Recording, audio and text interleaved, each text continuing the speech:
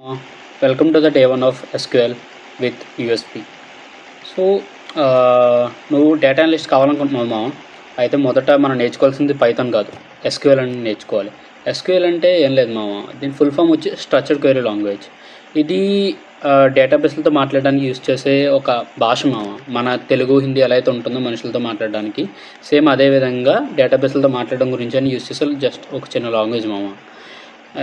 ఇది బ్యాక్ ఎండ్లో ఇది ఎలా వర్క్ అవుతుందంటే, నీ ఎగ్జాంపుల్ చెప్పాలంటే మన బ్యాంక్ బ్యాలెన్స్ ఫెచ్ చేయడానికి కానీ, లేదంటే ఇప్పుడు ఓటీటీ యాప్స్కి ఉన్న మూవీస్ కానీ, లేదంటే మన స్విగ్గీ కానీ జొమాటో కానీ వీటన్నిటికీ కూడా బ్యాక్ ఎండ్లో వాటన్నిటికీ ఒక డేటాబేస్ అనేది ఉంటుంది మా. వాటి ఆర్డర్స్ వాల్యూస్ కానీ, లేదంటే వాటి కంటెంట్ కానీ స్టోర్ చేసుకోవడం గురించి ఒక డేటాబేస్ సర్వర్ అనేది ఉంటుంది మా.